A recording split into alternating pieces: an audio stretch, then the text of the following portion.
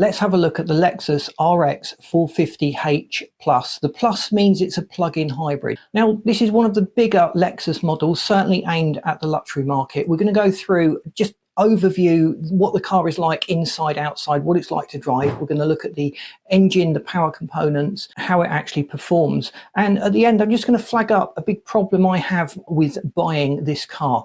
I'm not saying you shouldn't buy it, but you need to be aware of this so you can take precautions and prevent yourself from suffering this inconvenience that a lot of new Lexus owners are experiencing, sadly.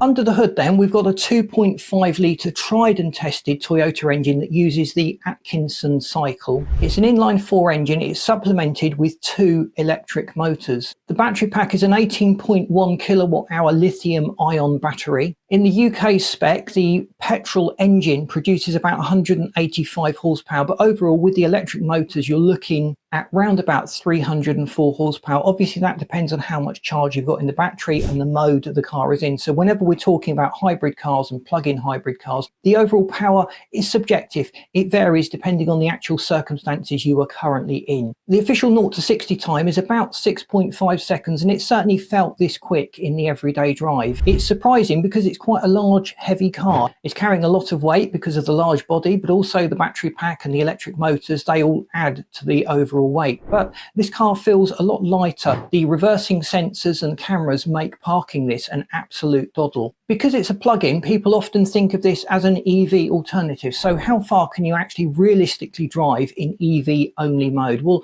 on this car, you'll get a range of about 40 miles. It depends on where you go. You need to be relatively gentle and conservative with your throttle inputs, but it certainly does last quite a long time on EV only power. Whereas a lot of other hybrids will only let you use EV power along with the combustion engine. It's very, very judicious in its use of EV only, whereas on this car you can select an EV only mode which switches things over, so you're driving something much more akin to an EV without the range anxiety limitations that you might get, because you can just top up the fuel tank when you need that extra boost or that extra distance. Company car drivers will benefit from a slightly lower benefit in kind due to its lower CO2 emissions levels. It's a nice package. It feels quite luxurious. It's great to drive in traffic. There's a lot of rear storage space. The luggage compartment is quite expansive, and there's lots of little hidden compartments inside that you can use just to stow your essentials. I like the feature of the center compartment between the driver and passenger seats that can be opened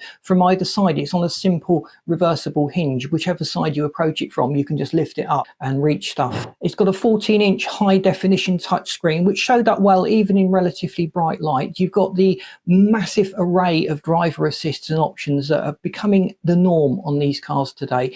There's a handy heads-up display which gives you speed and essential information as you're driving along. If you edge over the speed limit as well, you get a slight little nudge reminder, a little visual clue that that's happening. It supports wireless Apple CarPlay and Android Auto, a big bonus to a lot of people with modern phones that just want to use their phone for some of the essentials, browsing their Spotify playlists or getting navigation instructions. Lexus Safety System Plus version 3 is standard on these. Adaptive cruise control, lane keeping assist, pre-collision warning with pedestrian detection, road sign assist, digital latch with safe exit assist, helps to prevent opening doors into oncoming traffic, helping to keep the family safe.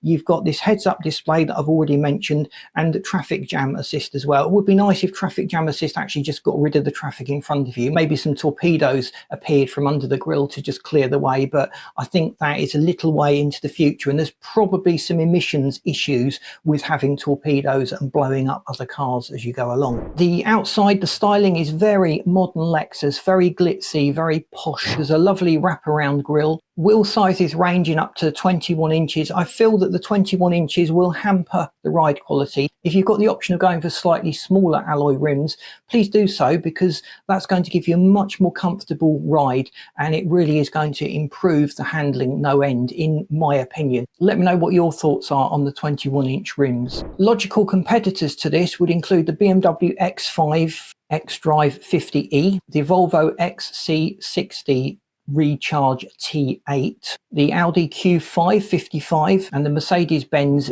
GLE 350 DE. Not to forget as well the Porsche Cayenne hybrid. So what's the RX450H Plus like to actually drive on the roads? Well, overall it drives with a very clear focus on refinement rather than agility. The awesome suspension really does smooth out all the undulations, potholes and bumps from the road surface and gives you confidence when driving it hard, driving on the edge. In corners it certainly still remains predictable. We're dealing with a very heavy car here and it doesn't feel as heavy thanks to the way that this vehicle has just been designed and put together. It does tend to go towards understeer when it's pushed particularly hard. It's pretty unlikely you'll get into a situation where oversteer cuts in, and the traction control stability systems are very good at managing oversteer problems and keeping the car true to where the driver is actually intending to take it. The steering felt very light around town, making it very easy to park, but it didn't offer much road feel. It felt a little vague in terms of spirited driving on twisty roads, but that's not really what this car has been designed to do anyway. Overall, the car is a good package. It does exactly what you would expect a car of this size and this class to do,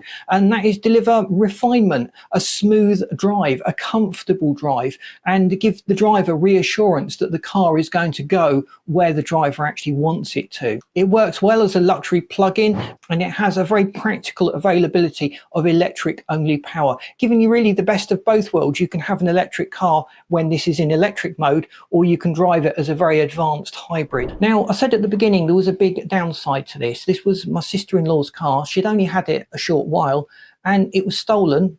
After parking in London, the thieves took just 6 minutes to go away in this lovely new car. And it's really a weakness of the keyless fob system that Toyota and Lexus are using. Other manufacturers are also affected by this.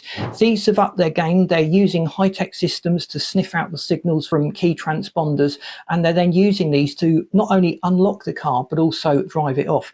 If you've got a modern Toyota or a modern Lexus or any modern car with keyless entry system, I would urge you to get some kind of physical anti-theft protection, a steering wheel lock that can't easily be cut and removed, maybe even one of those wheel clamps or wheel boots, just to make it harder for people to get away. Now, if thieves are determined, they will steal anything, but we want to make the job harder for them. And these modern keyless entry systems, I feel manufacturers could do a better job. Is it really too much to ask for maybe PIN number to be entered when the driver starts the car, or for some kind of fingerprint recognition, or some other backup system to actually start the car and drive off? It just seems to be a bit open that you're driving around broadcasting a signal. It's like holding up a picture of an old-fashioned key that's actually got a very clear picture of what the key looks like, so people can just photograph that and cut their own key and get into your car.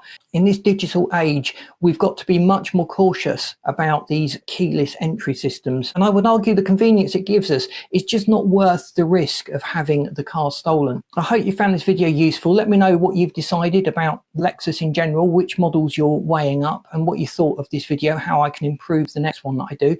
If you've enjoyed it, please boot the like button. That really does help us to get out there. If you haven't subscribed to the channel, please do so. That again helps the channel, and I'll line up this video and this playlist that you should find really interesting. Thanks for watching. See you in these next videos.